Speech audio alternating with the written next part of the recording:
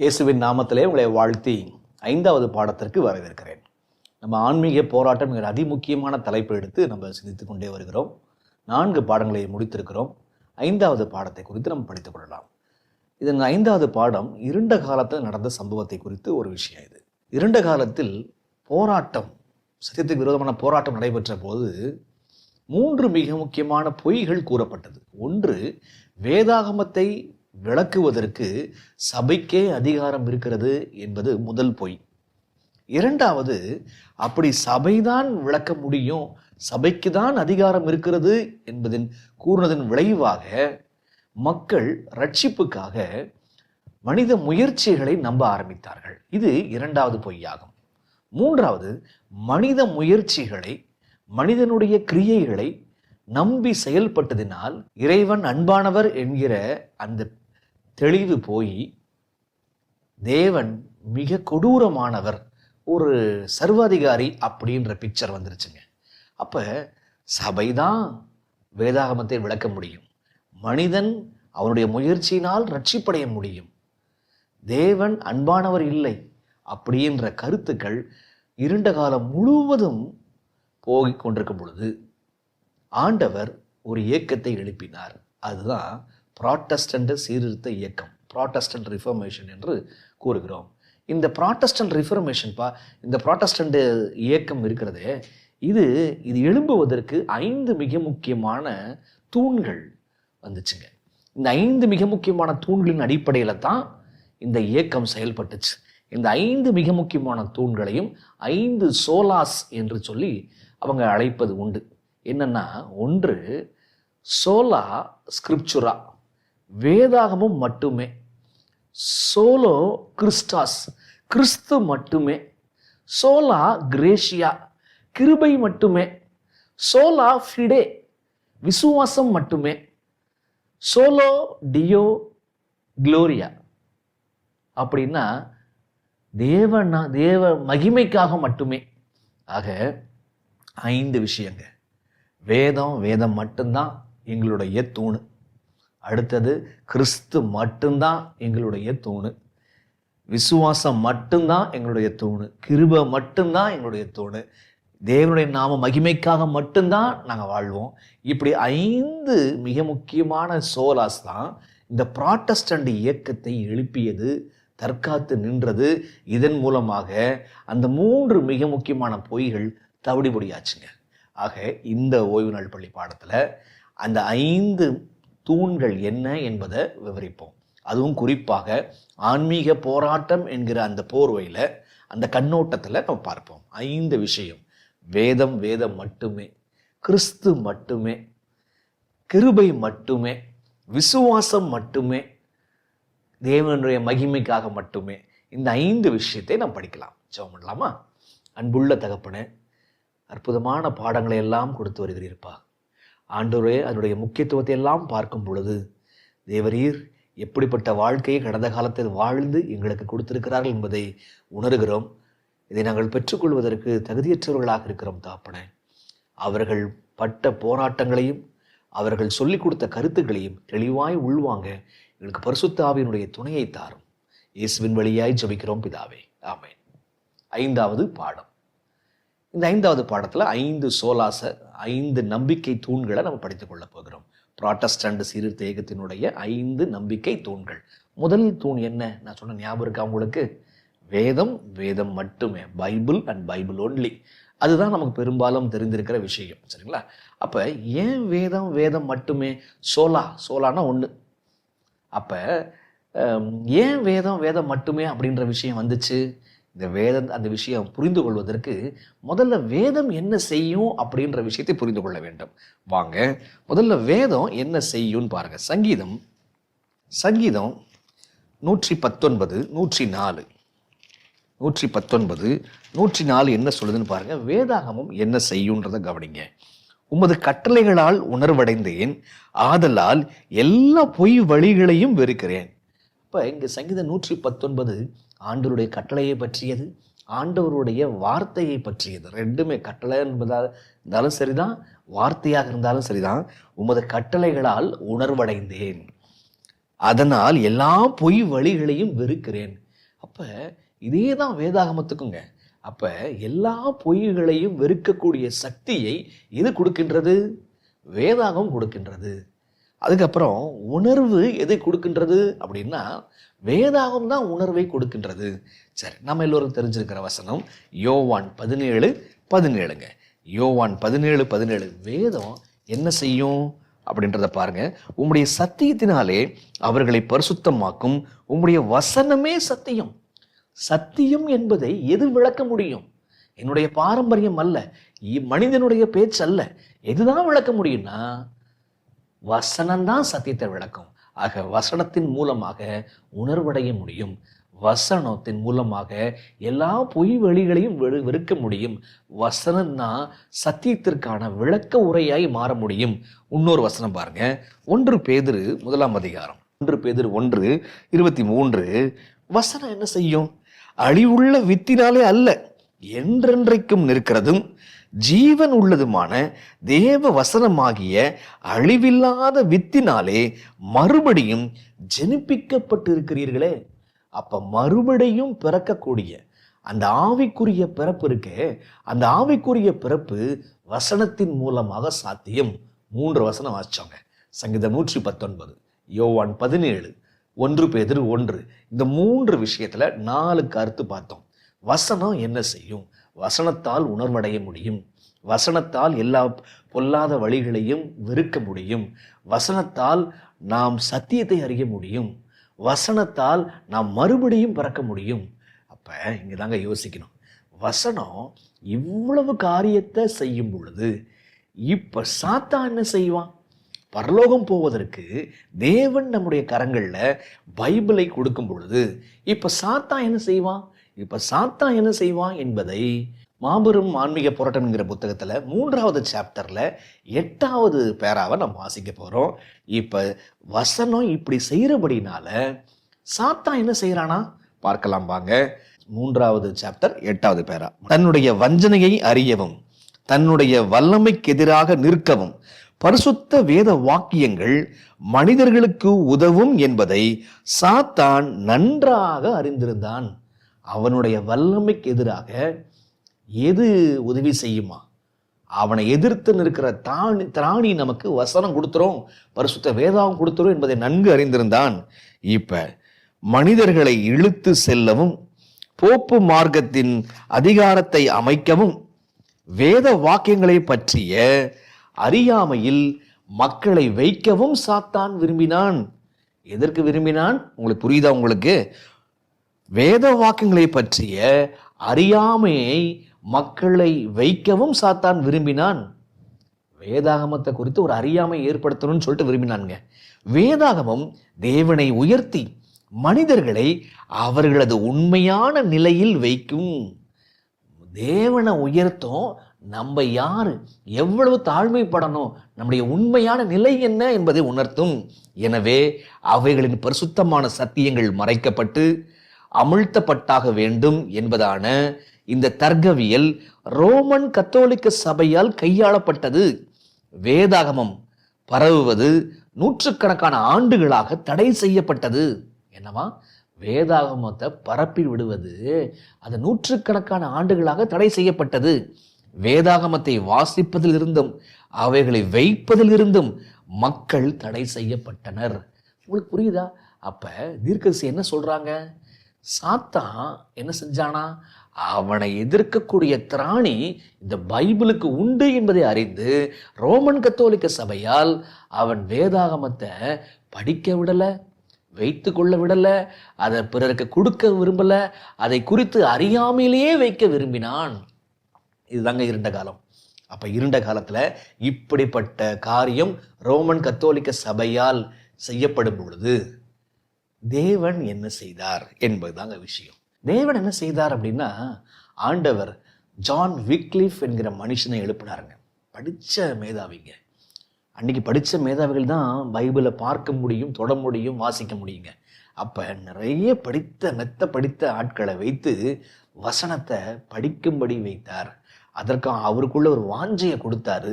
நான் எனக்கு உணர்வடைய வச்ச இந்த பைபிளை எல்லா மக்களுக்கும் நான் கொடுக்க விரும்புகிறேன், இங்கிலாந்து தேசத்தில் உள்ள எல்லா மக்களுக்கும் கொடுக்க விரும்பினேன் அப்படின்னு சொல்லிட்டு அவர் பைபிளை மொழிபெயர்த்தாருங்க.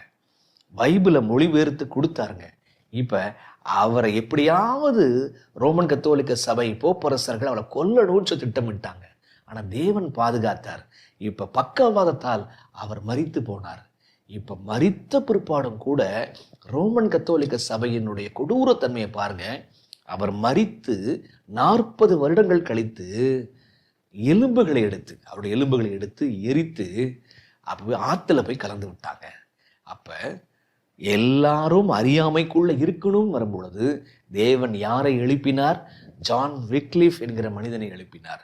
அவர் வழியாக மூல பாஷையில் இருந்து ஆங்கிலத்துக்கு மொழிபெயர்ப்புப்பட்டுச்சு. சரிங்க. இதற்கு அப்புறம் இன்னொரு மனுஷனை எழுப்பினாருங்க. அவருடைய பெயர் வில்லியம் டிண்டேல். இப்போ வில்லியம் டிண்டேலுக்கு என்ன ஆசைப்பட்டாருன்னு சொன்னா, விக்லிஃபினுடைய வேதாகமத்தில் ஒரு சில பிழைகள் இருக்கிறது, அந்த பிழைகள் எல்லாம் திருத்தி ஒரு முழுமையான வேதாகமத்தை கொடுக்கணும்னு சொல்லிட்டு ஆசைப்பட்டாருங்க. அதனுடைய விளைவாக அவர் மொழிபெயர்த்தார், எல்லாருடைய கரத்திலையும் கொண்டு வந்தாருங்க. அதனால அவர் கொல்லப்பட்டார். அவர் கொல்லப்பட்ட வருஷம் 1536.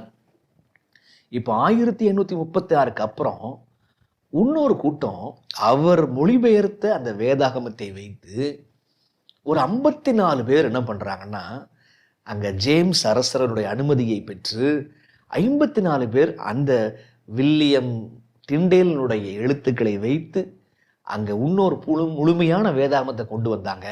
அதற்கு பேர் தான் கிங் ஜேம்ஸ் வேதாகமம். அற்புதமான வேதாகமம். இது வந்த வருஷம் 1611.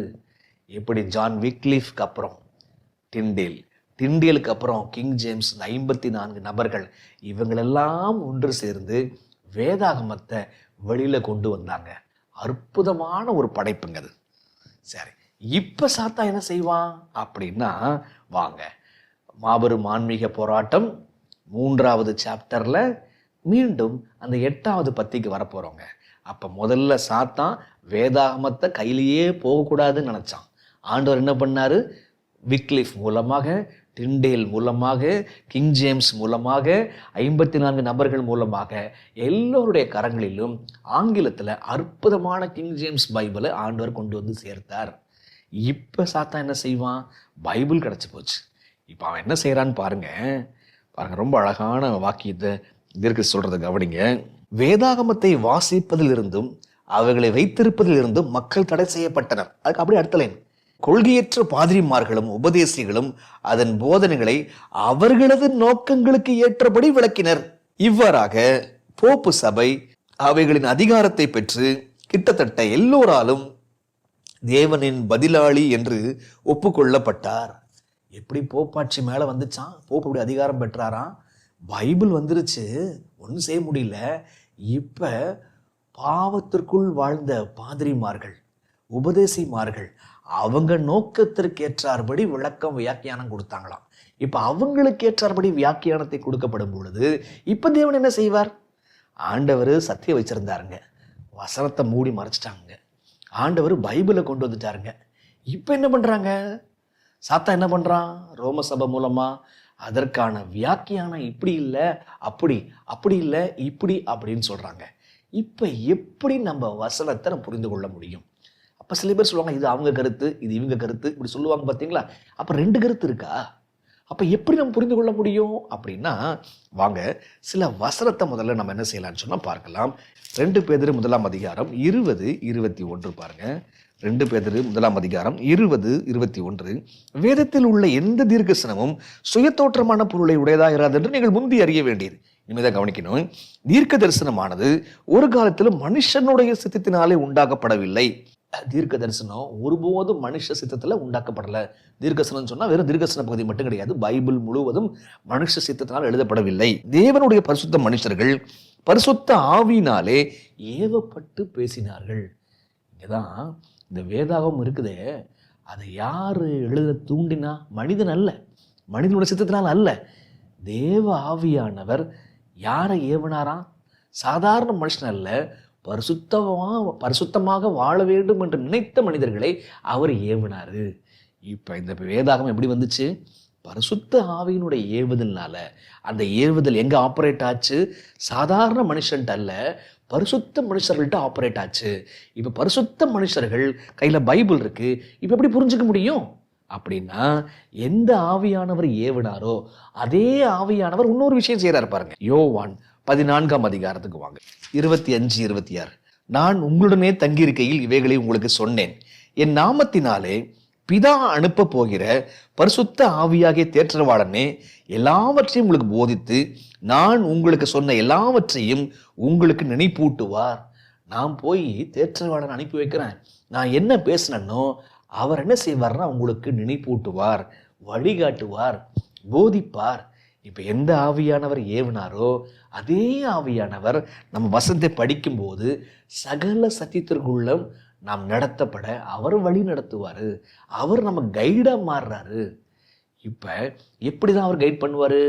பைபிளில் ஒரு வசனம் சொல்லுதுங்க, ஆவிக்குரியவைகளை ஆவிக்கேற்ற பிரகாரமாக ஆராய்ந்து. அப்போ 3 விஷயங்க. இந்த புத்தகம் யார் எழுதின புத்தகம்? ஆவியானவர் எழுதின புத்தகம்.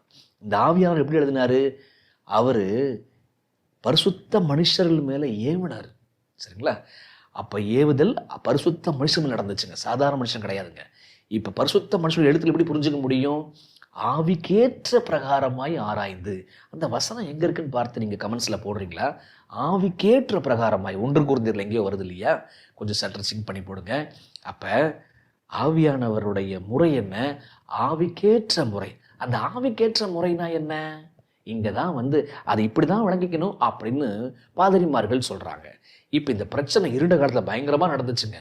அப்போ ஒரு நாளைக்கு ஜான் நாக்ஸ் என்கிற ஒரு ஸ்காட்லாண்டு சீர்திருத்தவாதி ஒருத்தர் இருந்தார்.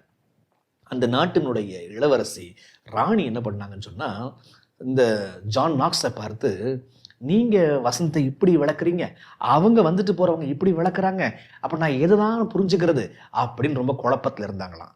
அப்போ ஜான் நாக்ஸ் சொன்னாராம், ரொம்ப அழகாக சொன்னார், ஒரு இடத்துல ஒரு குழப்பம் இருக்குமானால் அந்த குழப்பத்தை இன்னொரு வேத பகுதி விளக்கம் கொடுக்கும். ஆகினால நீங்களே ஜெபத்தோட விளங்கி கொள்ள முடியாத விஷயத்தை பைபிள் மூலமாகவே விளங்கி கொள்ளலாம். ரொம்ப பிடிவாதம் பிடிச்சுக்கிற மக்களுக்கு மட்டும்தான் விளங்காம போகுமே தவிர மற்ற எல்லாருக்கும் புரியும் அப்படின்னு சொல்லிட்டு அந்த ராணிமாக்கு விளக்கம் கொடுத்தாராம். யாரு? John knocks. ஆக ஆண்டவர் சத்தியம் நிறைந்த வேதாகமத்தை கொடுத்திருக்கிறார். சாத்தான் என்ன செஞ்சான்? இந்த பைபிள் எல்லாருக்கும் போகாதபடிக்கு தடை செஞ்சுட்டான். இப்போ பைபிள் தடை செய்யப்பட்ட பொழுது, மூல பாஷையிலேயே தடை செய்யப்பட்ட போது, அல்லது லத்தீன் மொழியிலேயே தடை செய்யப்பட்ட போது, ஆண்டவர் விக்லிஃப் எழுப்பினார், ஆண்டவர் வில்லியம் டிண்டேல் எழுப்பினார், ஆண்டவர் கிங் ஜேம்ஸ் எழுப்பினார், ஆண்டவர் 54 நபர்களை எழுப்பினார். சரி, இப்போ பைபிள் வந்துருச்சு. இப்போ சாத்தான செஞ்சான்?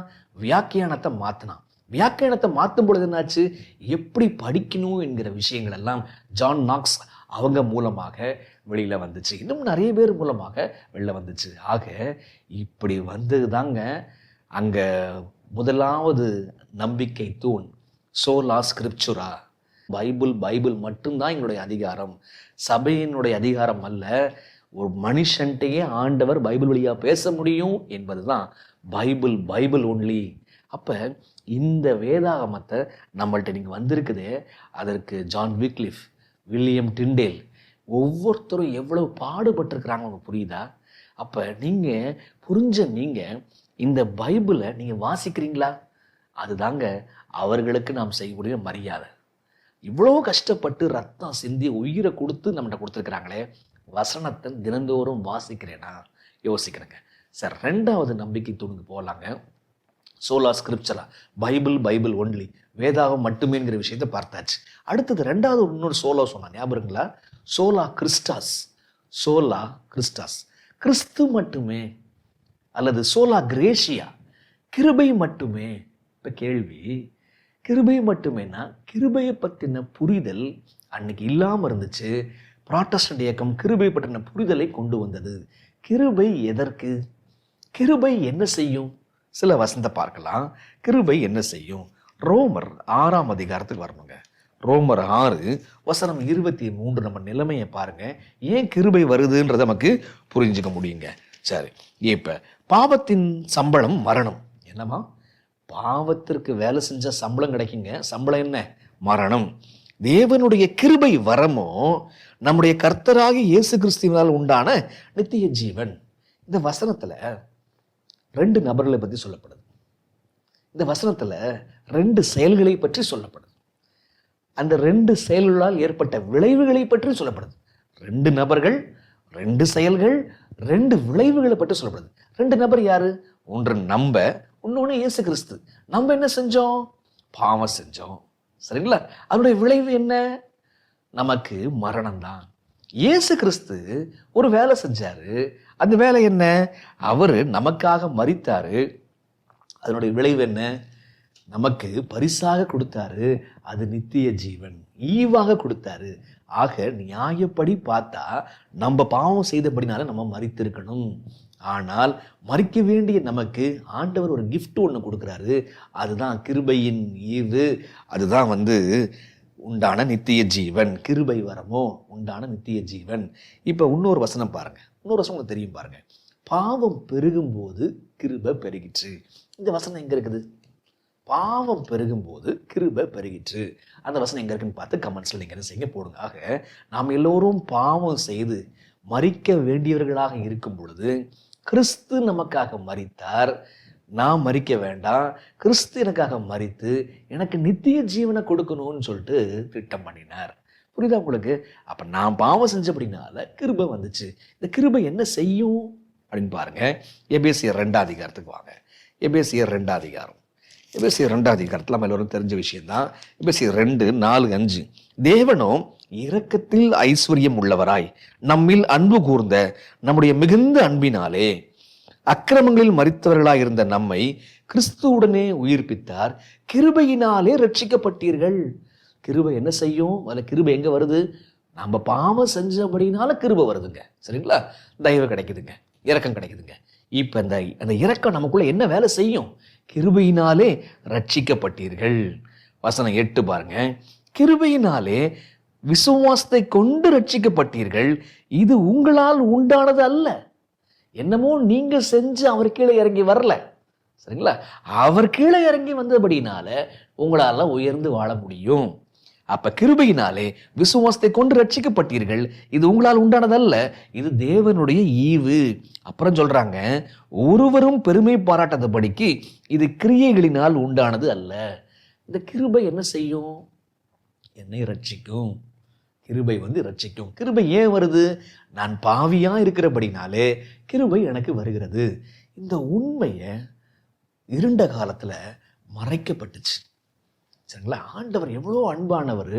நான் தப்பு செஞ்சுட்டேன், தப்பு செய்த போது என்னை விட்டு விடாம அவர் இரக்கத்தில் ஐஸ்வர்யம் உள்ளவராய் நம்மில் மிகுந்த அன்பு கூர்ந்து கிருபையினாலே நம்மை ரட்சித்தார் என்கிற அற்புதமான விஷயம் மறைக்கப்பட்ட போது மார்ட்டின் லூத்தர் என்பவர் அதை புரிந்து கொள்ள ஆரம்பிக்கின்றார். அவர் எப்படி புரிஞ்சுக்கிறாரு அப்படின்னு பாருங்க. மாபெரும் ஆன்மீக போராட்டம் 7வது சாப்டர்ல முதல்ல இருந்து 12வது பேராவை கொஞ்சம் பார்க்கணும் பாருங்க. மாபெரும் ஆன்மீக போராட்டம் 7வது சாப்டர் லூத்தரை பற்றி இருக்கு. அதுல 12வது பேரா அவர் எப்படி இந்த கிருபையை புரிஞ்சுக்கிறாரு, கிருபையை புரிஞ்சுக்காம பண்ணலாம் என்ன ஆச்சு அப்படின்றத கொஞ்சம் பார்க்கணுங்க. பாருங்க. எல்லாவற்றையும் இழந்து விட்டது போல லூத்தருக்கு தோன்றின சமயத்தில், அதாவது அவரால் சமாதானம் அவருக்கு இல்லைங்க. மனசுல ஆழ்ந்த பாவ உணர்வு அவருக்குள்ள இருந்துச்சுங்க. இப்ப என்ன செய்யறதுன்னு தெரியல. ஒரு குருமாரா மாறி இதை செஞ்சு அதை செஞ்சு அவர் உபவாசம் இருந்து ரொம்ப ஸ்ட்ரிக்டா இருந்து போய் வீடு வீடா போய் பிச்சை எடுத்து உணவு வாங்கி இப்படிலாம் சாப்பிட்டா நம்ம ரொம்ப இப்படிலாம் செயல்கள் செஞ்சா நம்ம பரிசுத்தமா ஆயிட முடியும், பாவ மன்னிப்பை பெற முடியும் என்று போதிக்கப்பட்டதுனால அவரெல்லாம் செஞ்சு பார்த்தாரு. ஒன்றும் முடியவில்லை. எல்லாவற்றையும் இழந்து விட்டது போல லூத்தருக்கு தோன்றின சமயத்தில் தேவன் அவருக்கு, கவனிங்க, நண்பனாகவும் உதவிக்காரனாகவும் இருக்கும்படி ஒருவரை எழுப்பினார். ஒரு நண்பனை எழுப்புறார். யார் அந்த நண்பன்? ஸ்டாப்பிட்ஸ் என்னும் அந்த பக்தி மிக்கவர் தேவனுடைய வார்த்தைக்கு லூத்தரின் மனதை திறந்து, என்னவா, என்னுடைய வார்த்தை பக்கம் திருப்புறாரு. தன்னைத்தான் பார்ப்பதை விட்டுவிட்டு தேவ பிரமாணங்களுக்கு விரோதமாக செய்யப்பட்ட பாவங்களுக்காக நிகழ உள்ள நித்திய தண்டனையை பற்றியே சிந்தித்து கொண்டிருப்பதையும் விட்டு பிரமாணத்தை மீறினா என்ன நடக்கும், அந்த தண்டனையே யோசிச்சுட்டு இருக்கிறான். அதை விட்டு அவரது பாவங்களை மன்னிக்கிற இயேசுவை பார்க்கும்படி நடத்தினார். உனக்கு என்ன தண்டனை வரும், அப்படி வருத்துருவாங்க, இப்படி வருத்துருவாங்க, இப்படி போட்டு அடிச்சிருவாங்க, அதெல்லாம் பார்ப்பதை விட்டு நம்முடைய பாவங்களை மன்னிக்கிற இயேசுன்னு ஒருத்தர் இருக்கிறாரு, அவர் பக்கம் திருப்பினார். உங்களுடைய பாவங்களுக்காக உங்களை நீங்கள் வதைத்து கொண்டிருப்பதை விட்டு மீட்பரின் கரத்தில் உங்களை வைத்து விடுங்கள் என்றார். அவரது வாழ்க்கையில் உள்ள நீதியும் அவரது மரணம் கொண்டு வருகின்ற மீட்பையும் அவரையும் நம்புங்கள். என்னவா? அவருடைய மீட்பையும் நம்புங்க. தேவகுமாரன் சொல்லுவதை கவனியுங்கள். தெய்வீக ரட்சிப்பின் நிச்சயம் உங்களுக்கு கிடைப்பதற்காகவே அவர் மனிதனானார். என்னவா? தெய்வீக ரட்சிப்பினுடைய நிச்சயம் கிடைப்பதற்காகவே அவர் மனிதனானார். முதலில் உங்களை நேசித்த அவரை நேசியுங்கள். என்னவா? நீங்க யாரை லவ் பண்ணுமா, உங்களை ஒருத்தர் லவ் பண்ணாரு, அவரை முதல்ல லவ் பண்ணுங்க அப்படின்றார் என்று அந்த இரக்கத்தின் தூதன் பேசினார். இந்த வார்த்தைகள் லூத்தரின் மனதில் ஆழமாக பதிந்தன. உன்னுக்காக ஒருத்தர் மரிச்சிருக்கிறார்ப்பா, உனக்கு பாவ மன்னிப்பு கொடுக்க விரும்புகிறார்ப்பா, உன்னை முதல்ல அவர் நேசிக்கிறார்ப்பா, நீ பாவியாய் இருந்த போதிலும் நேசிக்கிறார்ப்பா அப்படின்ற லூத்தரின் மனதில் ஆழமாக பதிந்தன. நெடுநாட்களாக போற்றப்பட்டிருந்த பாவங்களுக்கு எதிரான போராட்டங்களை தாண்டி சத்தியத்தை பற்றி கொள்ள அவரால் முடிந்தது. அதனால் இதுவரை துன்பப்பட்டு கொண்டிருந்த அவரது ஆத்மாவிற்கு சமாதானம் வந்தது. இப்ப லூத்தருக்கு எப்படி மனசுல குழப்பம் இருந்துச்சு புரியுதுங்களா? கிருபையை புரிஞ்சுக்க முடியல, வாழ்க்கை வாழ முடியல. அப்ப அந்த ஸ்டாப்பிட்ஸ் என்னக்கூடிய அவருடைய நண்பர் பைபிளுக்கு திருப்பி, எப்பா தண்டனையை பற்றி யோசிக்காதப்பா, கிறிஸ்து பத்தி யோசி. கிறிஸ்து உனக்காக என்ன செய்தார்னு பாரு. அவர் வழியாதான் உனக்கு தண்டனையிலிருந்து மரணத்திலிருந்து மீட்க பெற முடியும், உனக்கு சமாதானம் கிடைக்கும், உனக்கு பாவ மன்னிப்பு உண்டாகும் அப்படின்னு சொன்னாரு. அதனால அவருக்கு விஷயம் புரிய ஆரம்பிச்சது. சரிங்க, இப்ப இன்னொரு விஷயம் பாருங்க. இன்னொரு விஷயம், அப்ப இப்படி அவர் செய்து கொண்டிருக்கும் பொழுது லூத்தருக்கு இன்னொரு இடத்துலையும் இன்னொரு தெளிவு பெற்றுங்க. எப்படி அவருக்கு எப்படி கிருபை மூலமா தான் ரட்சிப்பு அப்படின்ற அந்த நம்பிக்கை தூண் எப்படி வந்துச்சு? மார்ட்டின் லூத்தர் மூலமாக வந்துச்சு. எப்படி மார்ட்டின் லூத்தர் தோணுச்சு? ஸ்டாப்பிட்ஸ் என்கிற நண்பர் மூலமாக வந்துச்சு. இன்னொரு விஷயம் பாருங்க, இது எத்தனாவதுன்னா 17வது பேராவில் அதே 7வது சாப்டர்ல வருதுங்க. நமது இரட்சகர் ரோமர்களின் விசாரணைக்கு பின்னர் விசாரணை மண்டபத்தை விட்டு கீழிறங்கி படிகட்டுகள் அற்புதமான விதத்தில் எருசலேமின் ரோம நகருக்குள் கொண்டு வரப்பட்டது என்றும், அந்த பிலாத்துவின் படிகட்டுகளின் மீது முழங்கால் படியிட்டு ஏறி செல்கிற அனைவருக்கும் பாவ மன்னிப்பு உண்டாகும் என்றும் ஒரு புதிய வாக்குத்தத்தம் சமீபத்தில் போப்புவினால் வெளியிடப்பட்ட ஒரு கட்டளையாக இருந்தது. பிலாத்துவினுடைய படிக்கட்டில் இயேசு கிறிஸ்து ஏறி போனாரு. அது அற்புதமா இன்னைக்கு நம்மகிட்ட வந்துருச்சு. இன்னைக்கு அது இப்ப அந்த படிக்கட்டில் நீனும் ஏறி போனேன்னு சொன்னா உனக்கும் மன்னிப்பு கிடைக்கும். அவரு அப்படியே கஷ்டப்பட்டு போனார்ப்பா, அதுல நீனும் போனீன்னா, அதே படிக்கட்டில் ஏறி போனீன்னா உனக்கும் மன்னிப்பு உண்டாகும் அப்படின்னு சொல்லப்பட்டுச்சான். ஒரு கட்டளை பிறந்துச்சான் போப்புவால. லூத்தர் அந்த படிக்கட்டுகளின் மீது ஒரு நாள் மிகுந்த பக்தியுடன் ஏறிக்கொண்டு இருந்த பொழுதில், விசுவாசத்தினால் நீதிமான் பிழைப்பான், ரோமர் 1:17 என்ற இடிமுழக்கம் போன்ற ஒரு சத்தம் அவரிடம் சொல்லுவதை போல் தோன்றியது. அந்த படிக்கட்டை ஏறினா பாவ மன்னிப்பு கிடைக்கும். இயேசு கிறிஸ்து இந்த படிக்கட்டை ஏறி இருக்கிறார், நானும் ஏறினேன்னு சொன்னா பாவ மன்னிப்பு அந்த படிக்கட்டு மூலமா கிடைக்கும் அப்படின்னு நினைத்த பொழுது சத்தம் கேட்குதுங்க. விசுவாசத்தினால் நீதிமான் பிழைப்பான் இடிமுழக்கம் போல விழுந்துச்சு. அவர் குதித்து எழுந்து நின்று வெட்கத்துடனும் கலவரத்துடனும் அந்த இடத்தை விட்டு விரைவாக சென்றார். அந்த வார்த்தையானது அதன் வல்லமையை அவரது ஆத்மாவில் இருந்து ஒருபோதும் இழக்கவில்லை. அன்னைக்கு ஏற்பட்ட தாக்கம் அந்த ஆத்மாவில், அந்த தாக்கம் போகவே இல்லை. நாளுக்கு நாள் அந்த தாக்கம் அதிகமாயிட்டே வந்துச்சு. விசுவாசத்தால் நீதிமான் பிழைப்பான், விசுவாசத்தால் பாவ மன்னிப்பை பெறுவான், உன்னுடைய செயலால் அல்ல. இங்கிருந்தாங்க வந்துச்சு 2வது தூணு. கிறிஸ்துவின் மூலமாகத்தான் ரட்சிப்பு, கிறிஸ்துவின் கிருபையின் மூலமாகத்தான் ரட்சிப்பு. சோலா கிறிஸ்டாஸ், சோலா கிரேஷியா. ஆக இப்படி வந்தது தான் 2வது தூணுங்க. புரியுதா உங்களுக்கு? அப்போ பைபிள் மட்டும்தான் அப்படின்றது 1வது தூணு. ஜான் விக்லிஃப் மூலமாக, வில்லியம் டிண்டேல் மூலமாக, ஜான் நாக்ஸ் மூலமாக இப்படிலாம் வந்துச்சுங்க. இப்போ சோலா கிறிஸ்டாஸ், சோலா கிரேஷியா, கிறிஸ்து மூலமாக தான் ரட்சிப்பு. அதுக்கப்புறம் கிருபையின் மூலமாக தான் ரட்சிப்பு. எப்படி வந்துச்சு, எப்படி ஆணிடிக்கப்பட்டுச்சு அப்படின்னா மார்ட்டின் லூத்தர் மூலமாக அந்த நம்பிக்கை வந்துச்சு.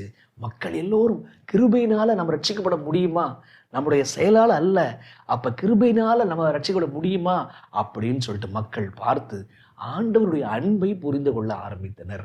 சரி, இப்போ மூன்றாவது சோலா ஸ்கிரிப்சரா பார்த்தாச்சு. சோலா கிரேஷியாவும் சோலா கிறிஸ்டாஸ் ஒன்று தான். இப்போ அதுக்கப்புறம் சோலா ஃபிடே அப்படின்னா என்ன? சோலா ஃபிடேன்னா என்ன அர்த்தம்? விசுவாசத்தால் மட்டுமே, வேதம் மட்டுமே, கிறிஸ்து மட்டுமே, கிருபை மட்டுமே, இதுக்கப்புறம் விசுவாசம் தான் மட்டுமே. இந்த கிருபை யாரு கிடைக்குது? நம்புறவங்களுக்கு கிடைக்குது. கிருபையினாலே விசுவாசத்தை கொண்டு ரட்சிக்கப்பட்டீர்கள். இப்ப என்ன கேள்வினா, அந்த ரட்சிப்பு வருது, விசுவாசத்தால் ரட்சிப்பு வருது. விசுவாசம் வந்த பிற்பாடு, ரட்சிப்பு வந்த பிற்பாடு அந்த ஆத்மா ஃபர்தரா என்ன செய்யும் பாருங்க. அந்த ஆத்மா ஃபர்தரா என்ன செய்யும் பாருங்க. எபேசியர் 2ஆம் அதிகாரம் வசனம் 8, கிருபையினாலே விசுவாசத்தை கொண்டு ரட்சிக்கப்பட்டீர்கள், இது உங்களால் உண்டானதல்ல, இது என்னுடைய ஈவு. வசனம் 10, அந்த ரட்சிப்பு வருதில்ல, அந்த விசுவாசம் வருதில்ல, அந்த விசுவாசம் என்ன செய்யும் பாருங்க. ஏனெனில் நற்கிரியைகளை செய்கிறதற்கு நாம் கிறிஸ்து இயேசுவுக்குள் சிருஷ்டிக்கப்பட்டு தேவனுடைய செய்கைகளாக இருக்கிறோம். விசுவாசம் வந்துச்சுன்னு சொன்னா என்ன வருதுங்க வாழ்க்கையில? நற்கிரியைகள் செய்கிறதற்காக நாம் சிருஷ்டிக்கப்பட்டிருக்கிறோம், தேவனுடைய செய்கையாய் இருக்கிறோம். தேவனுடைய செய்கை என்பது ரட்சிப்பு. ரட்சிப்பு எனக்குள் வந்தபடியால், விசுவாசத்தின் மூலமாக வந்தபடியால் மனிதன் நற்கிரியைகளை செய்கின்றான். இந்த நற்கிரியைகளினால வைத்து நான் இவ்வளோ காரியம் செஞ்சிருக்கிறேன், எனக்கு கிருபை தாங்க என்பதை கேட்பதற்காக அல்ல, கிருபை கொடுத்தீங்களே என்று உணர்றவர்கள் அவங்க நற்கிரியைகளை செய்வார்கள். விஷயம் புரியுதா உங்களுக்கு? கிருபையை கொடுத்துட்டீங்களே, இந்த பாவிக்கு கிருபை கொடுத்துருக்கீங்களே, இந்த பாவியை மன்னிச்சிருக்கீங்களே, இந்த பாவியை விசுவாசமா மாத்திருக்கிறீங்களே என்று சொல்றவங்க நற்கிரியைகளை செய்வார்கள். உங்க வாழ்க்கையில் நற்கிரியை இருக்கிறதா? அப்ப யோசிச்சு பாருங்க. விசுவாசம் இருக்குன்னா நற்கிரியை இருக்குங்க. விசுவாசம் எங்க இல்லையோ அங்கு கிரியை இருக்காது. அந்த நற்கிரியினுடைய அவசியம் உங்களுக்கு புரியுதா? இப்ப பாருங்க, 1 பேதுரு 2:2 பாருங்களேன். 1 பேதுரு 2:2 என்ன சொல்லுது பாருங்க. சகல துர்குணத்தையும், சகல கபடத்தையும், வஞ்சகங்களையும், பொறாமைகளையும், சகல புறங்கூதலையும் ஒழித்து விட்டு நீங்கள் வளரும்படி புதிதாய் பிறந்த குழந்தைகளைப் போல திருவசனமாகிய களங்கமில்லாத ஞானப்பாலின் மேல் வாஞ்சையாயிருங்கள். அப்ப இந்த குணத்தெல்லாம் விட்டுட்டு நீங்க வளரணும். எப்படி வளரணும்? அவருடைய திருவசனமாகிய ஞானப்பாலை குடித்து வளர வேண்டும். அப்ப ரட்சிக்கப்படுறோம், பிறக்கிறோம். இப்ப பிறப்பு மட்டும் பத்தாது. பிறந்தது எதற்கு? வளருவதற்காக. எப்படி வளர முடியும்? வசனத்தின் மூலமாக நம்ம வளர முடியும் என்கிற விஷயத்தை பைபிள் சொல்லுதுங்க. இப்ப கொலோசையர் 1ஆம் அதிகாரத்துக்கு வாங்க.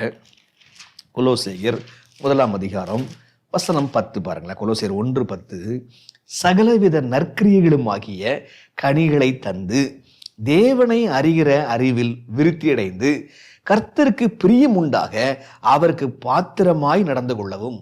என்னவா? சகலவித நற்கிரியைகளாகிய கனிகளை தரணும். அப்போ ஒரு மனுஷன் அவரால் கிருபையை பெற்றிருக்கிறான், அவரால் ரட்சிக்கப்பட்டிருக்கிறான்னா அவன் சகலவித கனிகளை தரணும். எல்லா விதத்திலும் ஆண்டவருக்கு பிரியமான வாழ்க்கை நடத்தணும், அவருக்கு பாத்திரமா நடந்து கொள்ளணும். ஸோ பாவ மன்னிப்பு வாங்கினா மட்டும் பத்தாதுங்க. பாவ மன்னிப்புக்கு அப்புறம் ஒரு வாழ்க்கை, அற்புதமான ஒரு வாழ்க்கை நம்ம வாழணும், நம்ம வளரணும் அப்படின்னு சொல்றாங்க. இப்ப எப்படிதான் வளர முடியும்? அவர் விசுவாசத்தின் மூலமாக நம்ம வாழ்க்கையில நற்கிரியைகள் வரும். இந்த விஷயத்தை யார் கொண்டு வந்தார்? மன்னிப்பு என்பது பிறப்பு. பிறந்தா மட்டும் பத்தாது, வளரணும். உள்ள மனமாற்றம் என்று சொன்னால் அந்த மனமாற்றம் எப்படி தெரியும்? நாங்க தெய்வம் இல்லையே, அதை பிறருக்கு சாட்சியாக அந்த மனமாற்றத்தை வெளியில காட்டணும். உள்ள இருக்கக்கூடிய பரிசுத்தம் வெளியில தெரியணும் அப்படின்னு சொல்லிட்டு ஒருத்தர் சொன்னாருங்க. அவர் பேர் தான் ஜான் வெஸ்லி. ஜான் வெஸ்லி கிறிஸ்துவின் மூலமாக நம்ம பரிசுத்தமாய் வாழ முடியும், உள்ள இருக்கக்கூடிய பரிசுத்தத்தை வெளியில காண்பிக்க வேண்டும், அவரால் விசுவாசத்தால தான் காட்ட முடியும். அப்பதான் ஒரு நம்பிக்கை தூண் வந்துச்சு, சோலா ஃபிடே. விசுவாசத்தால் மாத்திரமே, விசுவாசத்தால் ரட்சிக்கப்படுகின்றோம், விசுவாசத்தால் நாம் வளருகின்றோம், விசுவாசத்தால் நம்ம கிறிஸ்துவுக்கு பிரியமான வாழ்க்கை வாழ நம்ம மாறுகிறோம் அப்படின்ற விஷயத்தை கொண்டு வந்தாருங்க. அப்ப கொண்டு வந்தது யாரு? John Wesley. ஆக பாருங்க, வேதம் வேதம் மட்டுமே. அதுக்கு சம்பந்தமாக அந்த நம்பிக்கை தூணை யார் கொண்டு வந்தா? John Wycliffe. அதற்கப்புறம் வில்லியம் டிண்டேல். இவங்க மூலமாக பைபிள் பைபிள் ஒன்றுதான் அதிகாரம், அதுதான் அடித்தளம் வந்துச்சுங்க. அதற்கப்புறம் கிருபையினால தான் மன்னிப்பு, கிறிஸ்துவின் மூலமாகத்தான் மன்னிப்பு. அதை யார் கொண்டு வந்தா? மார்ட்டின் லூதர் மூலமாக கொண்டு வந்தாருங்க. அதற்கப்புறம் நம்ம பார்க்குறோம், விசுவாசத்தின் மூலமா, விசுவாசம் மட்டும்தான் அப்படின்னு விஷயம் யார் கொண்டு வந்தா? ஜான் வெஸ்லி என்ன பண்ணாருன்னா கொண்டு வந்தாருங்க. அப்ப இதெல்லாம் புரிஞ்சிருச்சுன்னு சொன்னா, இப்ப கடைசி 5வது சோலோ டியோ குளோரியா, 5வது தேவனுடைய மகிமைக்காக மட்டுமே. அப்படின்னு அர்த்தம், ஒரு மனுஷன் வேதாகமத்தை வாசித்து உணர்வடைந்து, ஒரு மனுஷன் ஆவிக்கேற்ற பிரகாரமாய் அதை வாசித்து அவன் ரட்சிக்கப்படும் பொழுது, தேவனுடைய கிருபையை பெற்றுக்கொள்ளும் பொழுது, சரிங்களா, தேவனுடைய கிருபையை பெற்று வெளியில சாட்சியாய் வாழும் பொழுது, உள்ள இருக்கக்கூடிய பரிசுத்தம் வெள்ள கிரியைகள்ல தென்படும் பொழுது, இப்ப அவன் வாழ்க்கை தேவ மகிமைக்காக இருக்கும். அவன் வாழ்க்கை பிறருக்காக அல்ல, அவன் வாழ்க்கை தேவனுடைய மகிமைக்காக வாழ்றான். இதுதான் ஒரு மனிதனுடைய நோக்கம் அப்படின்னு சொல்லிட்டு 5வது தூண் சொல்லுச்சுங்க. ஆக முதல் தூண் வேதம் வேதம் மட்டுமே. 2வது தூண் கிறிஸ்துவின் மூலமாகத்தான் ரட்சிப்பு. எப்படி தர ரட்சிப்பு? கிருபையின் மூலமாகத்தான் ரட்சிப்பு. 4வது உண்மையாகவே விசுவாசித்தவர்கள் அது கிரியைகள்ல வெளில காட்டுவாங்க. அந்த கிரியைகள் ரட்சிப்பதற்கல்ல, கிரியைகள் ரட்சிக்கப்பட்டோம்ன்றதற்கான அடையாளங்கள். இப்ப இந்த 4 இருக்குதுன்னா அவர் வாழ்க்கை தேவநாம மகிமைக்காகவே அவர் வாழ்றாரு என்று அர்த்தம்.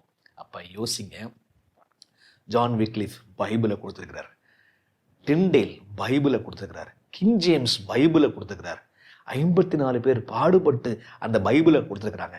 நீங்க உணர்வடைகிறீங்களா? ஒவ்வொரு நாளும் வேதத்தை வாசித்து உணர்வடைகிறீங்களா? வேதத்தை எப்படி வாசிக்கிறீங்களோ அந்த வாசிக்கிற அந்த முறைக்குள்ள வந்துட்டீங்களா? ஒரு பகுதி கருகலாக இருக்குமானால் அது வேறொரு பகுதி மூலமாக அந்த தெளிவு கண்ட அந்த அனுபவம், சந்தோஷம் உங்களுக்கு வந்திருக்கிறதா? நீங்க அந்த மார்ட்டின் லூத்தரை போல பாவ மன்னிப்பை கிருபையினால பெற்றிருக்கிறீர்களா?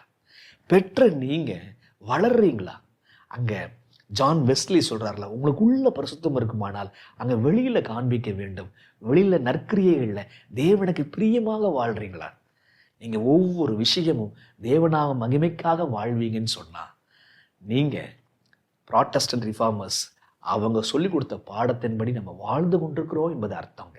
இப்ப இந்த 5 தூண்கள் முடிஞ்சு போச்சு என்பது அல்ல. கடைசி ஒரு விஷயத்தை வாசனை முடிக்கணும்னு சொல்லிட்டு விரும்புகிறேன். அந்த விஷயம் என்ன அப்படின்னா, வாங்க சாப்டர் 7 20வது இந்த சீர்திருத்தம் எவ்வளவு தூரம் செல்லணும்னு பாருங்க.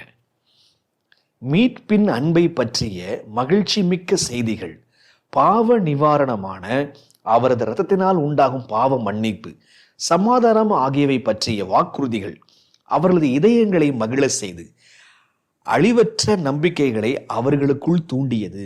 லூத்தரனுடைய செய்திகள் நம்பிக்கைகளை தூண்டியது, நம்பிக்கை ஏற்படுத்தியச்சு.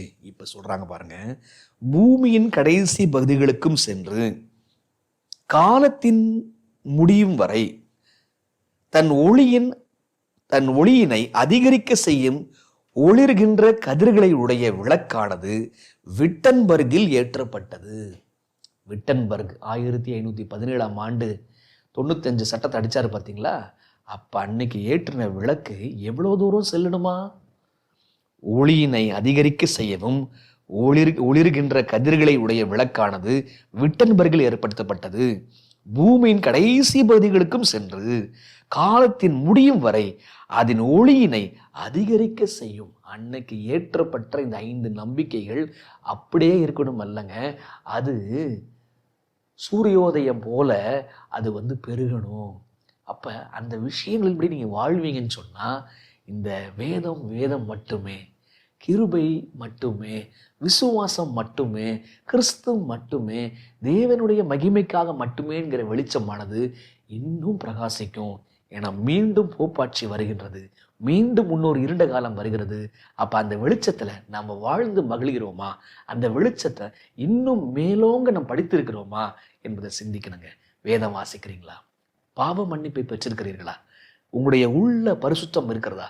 அந்த பரிசுத்தம் வெளியில உங்களுடைய ஒவ்வொரு செயல்லையும் இருக்குதா? நீங்க தேவன் நாம மகிமைக்காக வாழ்றீங்களா? யோசிச்சு பார்த்து சொல்லுங்க. ஜெபம் பண்ணலாமா? அன்புள்ள தகப்பனே, எங்களுக்காக விக்லிஃப், டிண்டேல், ஜேம்ஸ் அரசர், ஜான் நாக்ஸ், ஆண்டவரே மார்ட்டின் லூத்தர், ஜான் வெஸ்லி, அவர்களுடைய வாழ்க்கைக்காக நன்றி தகப்பனே. அவர்கள் இல்லை என்று சொன்னால் இன்று எங்களுக்கு சத்தியம் இல்லைப்பா. இருண்ட காலத்தில் சத்தியத்தை காப்பாற்றி நாங்கள் ரட்சிக்கப்படணும் என்பதற்காக அவங்க உயிரையே கொடுத்துருக்குறாங்கப்பா. இதை உணர்ந்து ஆண்டவரே, அவர்கள் கொடுத்த சத்தியத்தின்படி வாழ எங்களுக்கு உதவி செய்யலாம். வாழ்ந்து அந்த சத்தியத்தை அதிகரிக்க, மேலும் கட்ட எங்களுக்கு உதவி செய்திடலாம். வருகின்ற இக்கட்டு காலத்தில் நாங்களும் இப்படிப்பட்ட ஒரு நல்ல போராட்டம் போராட உதவி செய்திடலாம். இயேசுவின் வழியாய் ஜெபிக்கிறோம் பிதாவே, ஆமென்.